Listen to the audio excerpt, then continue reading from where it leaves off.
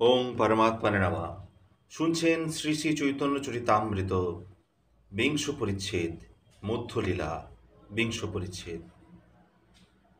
বন্দেহনস্তাদ্ভুতৈশ্বর্যং শ্রীচৈতন্য মহাপ্রভুং নিচোপি যৎপ্রসাদৎ স্যাৎ ভক্তিশাস্ত্র প্রবর্তকা।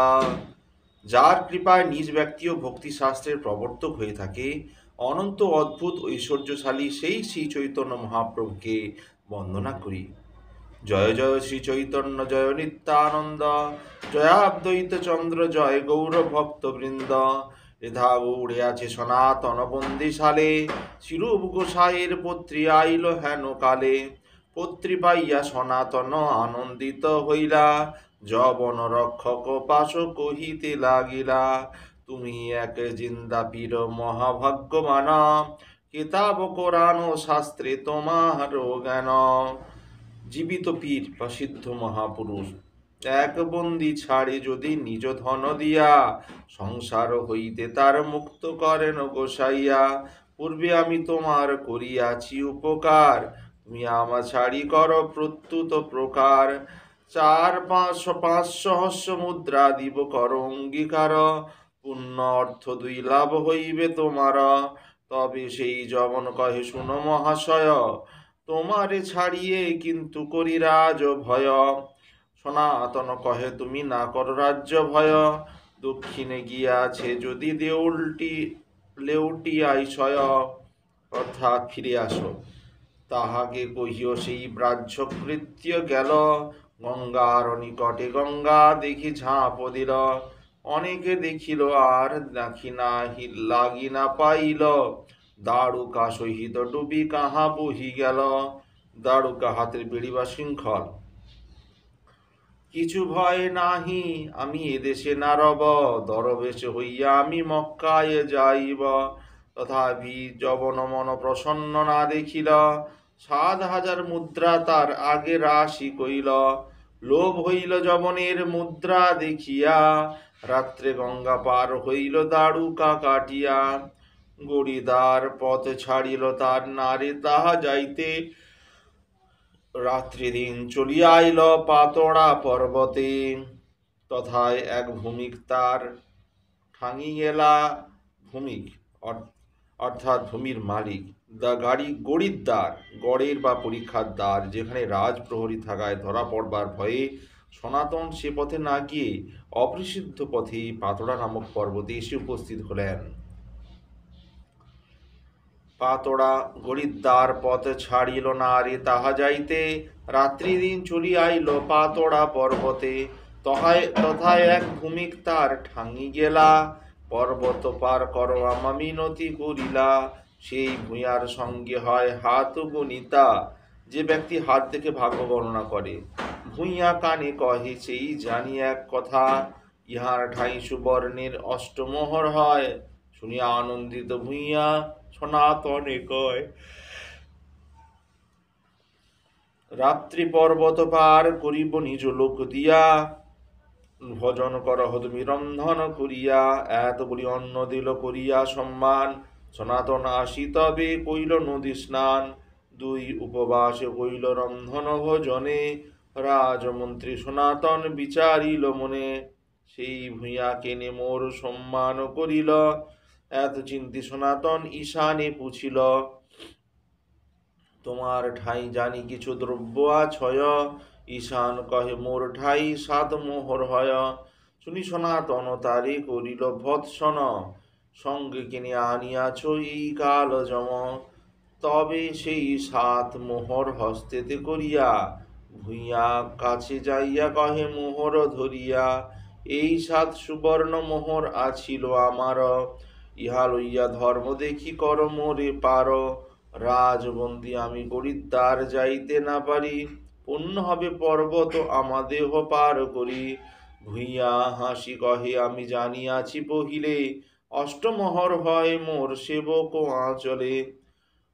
তোমাহারি মোহরি আজি লইতাম রাত্রে, ভালোই হইল কহিলা তুমি ছুটি পাব হইতে।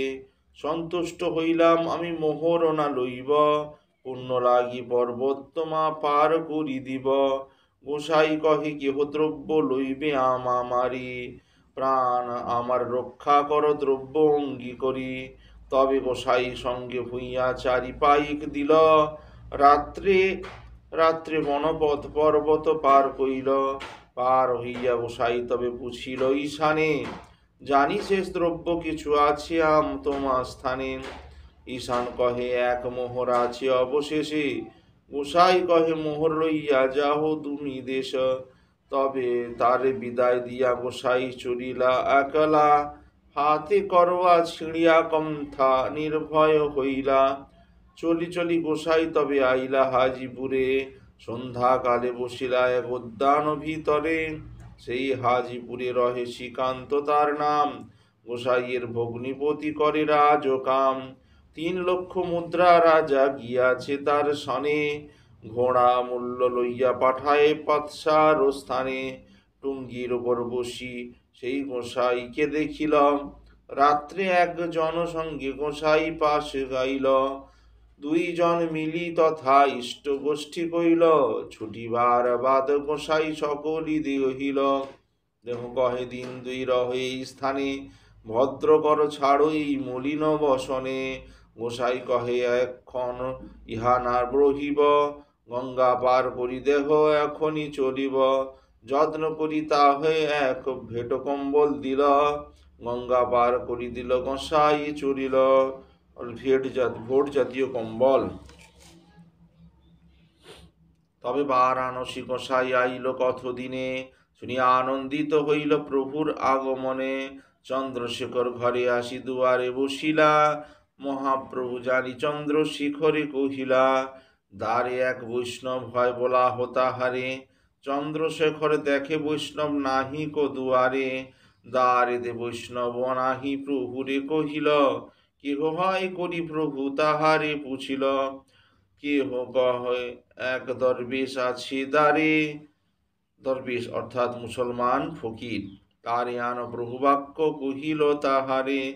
প্রভু তোমায় বলায়া ঈশ দরবেশ, শুনিয়া আনন্দে সনাতন করিল প্রবেশ।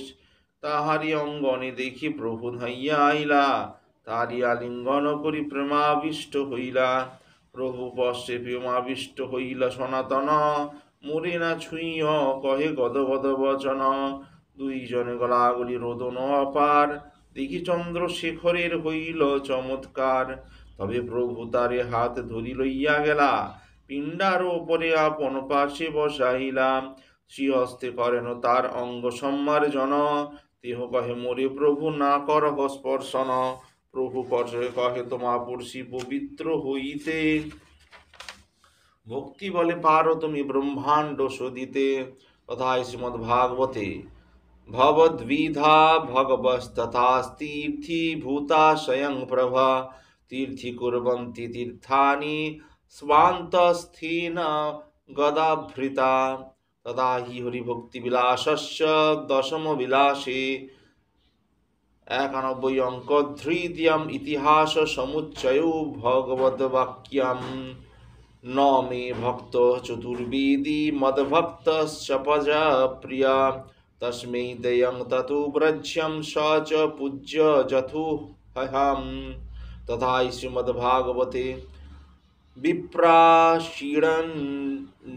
विप्रादिषण्ड जुतारंदीर नाभ पदारविन्द्या विमुख्यात् शपचं वरिष्ठ्यं, मन्ये तदर्पित मनो वचने हि तार्थ प्राणं पुनाति कुलं न भूभुरिमाना। শ্রী নৃসিংহদেবের নিকট প্রহ্লাদ বললেন, শ্রীকৃষ্ণ চরণে ভক্তিহীন 12 গুণযুক্ত ব্রাহ্মণ অপেক্ষা শ্রীকৃষ্ণ চরণে মন বাক্য চেষ্টা অর্থ প্রাণ সমর্পণকারী চণ্ডালকেই আমি শ্রেষ্ঠ মনে করি। যেহেতু সেই চণ্ডালই বংশকে পবিত্র করে, কিন্তু অতিশয় গর্বযুক্ত সেই ব্রাহ্মণ তা পারেন না। তোমা দেখি তোমা পরশি গাই তোমার গুণ, সর্বেন্দ্রিয় ফল এই শাস্ত্র নিরূপণ। তদা হি হরিভক্তি শুধোদয়ে 13 অধ্যায় 2 শ্লোক। অগ্নৌ ফলং তদৃশ দর্শনং হি তন্যা ফলং তদৃশ কত্র সঙ্গ জিহ্বা ফলং তদৃশ কীর্তনং হি সুদুর্লভা ভগবতা হি লোকে। পৃথিবী প্রহ্লাদকে বললেন, হে প্রহ্লাদ, তোমার মতো লোককে ভক্তকে দেখেই চোখ সার্থক হয়, তোমার মতো ভক্তের দেহে স্পর্শেই দেহ সার্থক হয়, তোমার মতো ভক্তির কীর্তনাদি জিহ্বার সার্থকতা।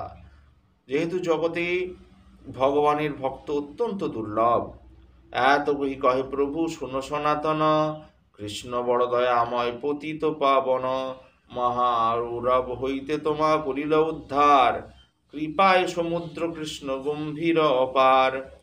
মহারৌরব একরকম নরক, সংসার যন্ত্রণাকে মহারৌরবের সঙ্গে তুলনা করা হয়েছে। সনাতন কহে কৃষ্ণ আমি নাহি জানি, তোমা আমার উদ্ধার হেতু তোমা কৃপা মানি, কেমনে ছুটিলা বলি প্রভু প্রশ্ন কইল, আদ্যপন্ত সব কথা তেহ শোনাইল। প্রভু কহে তোমার দুই ভাই প্রয়াগ মিলিলা, রূপ অনুপম দহে বৃন্দাবনে গেলা, তপন মিশ্রের আর চন্দ্রশেখরে, প্রভুর আজ্ঞায় সনতান মিথিল মিলিলা দোহারে, তপন মিশ্র তবে তারে কইল আলিঙ্গন, প্রভু কহে ক্ষৌর বরাহ যাহ সনাতন, চন্দ্রশেখরের প্রভু কহে বোলাইয়া, এই বেশ দূর কর যা হইয়া লইয়া, ভদ্র করাইয়া তারে গঙ্গা স্নান করাইল, শেখর আনিয়া তারে নূতন বস্ত্র দিল, এই বস্ত্র সনাতন না কইল অঙ্গীকার, শুনিয়া প্রভুর মনে আনন্দ অপার, মধ্যাহ্ন করি প্রভু গেলা ভক্তি করিবারে, সনাতন লইয়া গেলা তপন মিশ্র ঘরে, পাদ প্রক্ষালন করি ভিক্ষাতে বসিলা, সনাতনে ভিক্ষা দেহ মিশ্রের কহিলা, মিশ্র কহে সনাতনের কিছু কৃত্য আছে, তুমি ভিক্ষা কর প্রসাদ তারে দিব পাছে, ভিক্ষা করি মহাপ্রভু বিশ্রাম করিল, মিশ্র প্রভুর শেষ পাত্র সনাতনে দিল, মিশ্র সনাতনে দিল নূতন বসন, বস্ত্র নাহি দিল তেহ কইল নিবেদন, মোরে বস্ত্র দিতে যদি তোমার হয় মন, নিজ পরিধান এক দেহ পুরাতন, তবে মিশ্র পুরাতন এক ধুতি দিল, দেহ দুই বহির্বাস কৌপিন করিল, মহারাষ্ট্রে দ্বিজে প্রভু মিলাইলা সনাতনে, সেই বিপ্র তারে কইল মহানিমন্ত্রণে, সনাতন তুমি যাবৎ কাশীতে রহিবে, তাবৎ আমার ঘরে ভিক্ষা যে করিবে, সনাতন কহে আমি মাধু করি করিব, ব্রাহ্মণের ঘরে কেনে কত্র ভিক্ষা দিব, সনাতনের বৈরাগ্যে প্রভুর আনন্দ অপার, ভোট কম্বল পানে প্রভু চাহে বারবার, সনাতন জানিল এই প্রভুরে না ভায়, ভোট ত্যাগ করিবারে চিন্তিল উপায়, এত চিন্তি গেলা গঙ্গায় মধ্যাহ্ন করিতে, এক গৌরিয়া কান্থা ধুইয়া দিয়াছে শুকাইতে, তারে কহে আরে ভাই কর উপকারে, এক ভোট লইয়া এই কান্থা দেহ মোরে, সেই কহে হাস্যকর প্রামাণিক হইয়া, বহুমূল্য ভোট কেনে দিব কান্থা লইয়া। প্রামাণিক অর্থাৎ গণ্যমান্য ব্যক্তি। তেহ কহে হাস্য নহে কহি সত্য মানি, ভোট লহ তুমি মোরে দেহ কান্থা খানি,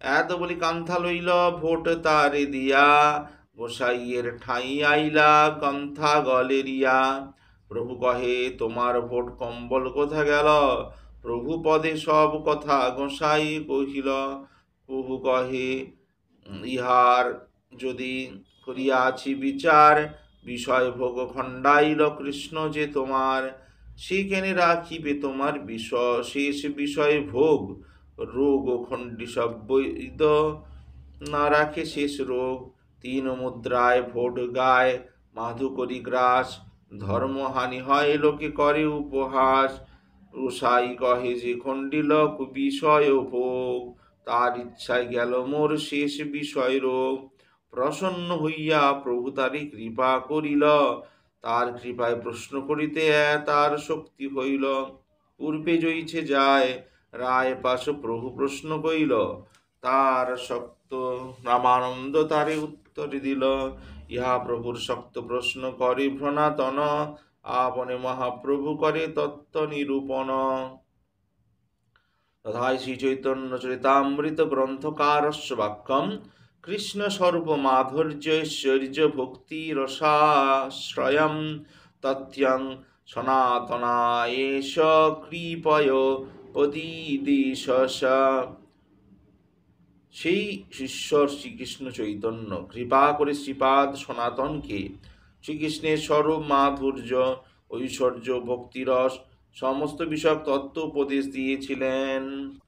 তবে সনাতন প্রভুর চরণ ধরিয়া দৈন বিনতি করে দন্তে তৃণ লইয়া, নিচ জাতি নিচ সঙ্গী পতিত অধম, বিষয় কূপে পড়ি গঙ্গাইন জনম।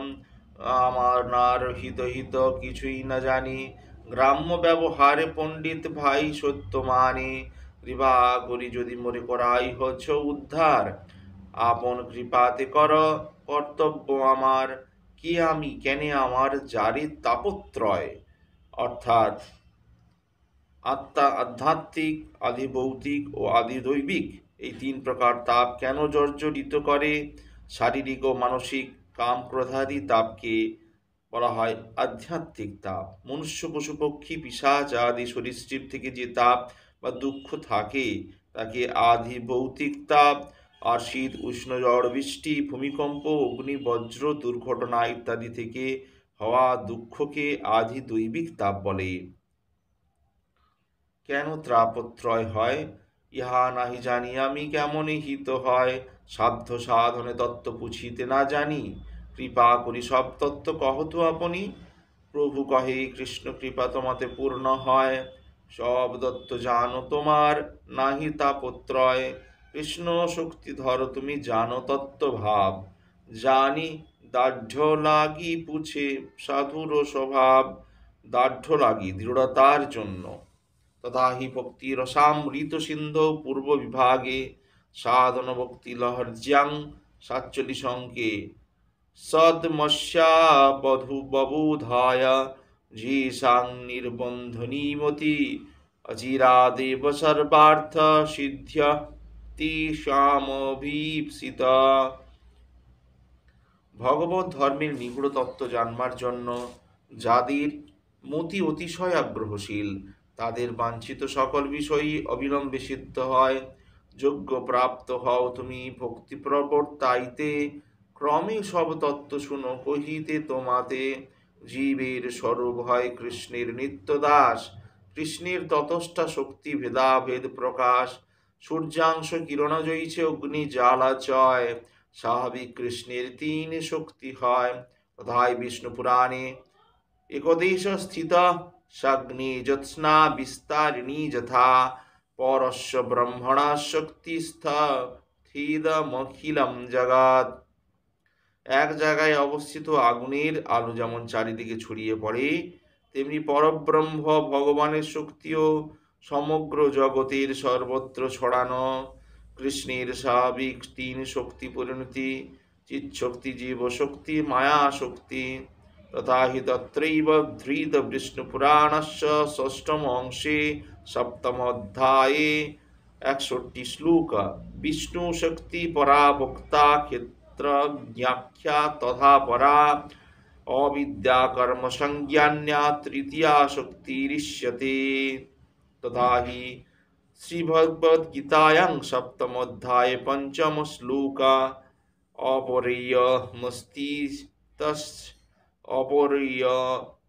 অপরিয়তিমস্ত্যন্যং প্রকৃতিং বিদ্ধি মে পরাম, জীবভূতাং মহাবাহো জয়দং ধার্যতে জগৎ।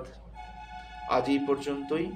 আগামী পর্বে শুনতে পারবেন শ্রী শ্রী চৈতন্য চরিতামৃত মধ্যলীলা ২০ পরিচ্ছেদের পরবর্তী অংশ। ভালো লাগলে চ্যানেলটিকে অবশ্যই সাবস্ক্রাইব করবেন এবং পাশে থাকা বেল আইকন অবশ্যই ক্লিক করবেন। অনেক অনেক কমেন্টস ও শেয়ার করবেন। অসংখ্য অসংখ্য ধন্যবাদ কৃষ্ণ পদের মধ্যে থাকার জন্য। ওম পরমাত্মা নমঃ। জয় গুরু জয় গুরু জয় গুরু।